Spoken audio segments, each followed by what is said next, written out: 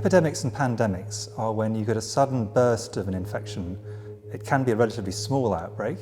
It can be a fairly severe one in a localized area, for example the Ebola epidemic that hit West Africa a few years ago, or it can be massive, like the flu pandemic of 1918. This is the centenary year of that epidemic, which actually killed somewhere between 50 and 100 million people. Some epidemics are passed on by insects like mosquitoes or fleas. Some are passed on by airborne methods. Some are passed on by food and water. Some are passed on sexually, and some are passed on by touch. And depending which of these it is, we can do different things to try and control them.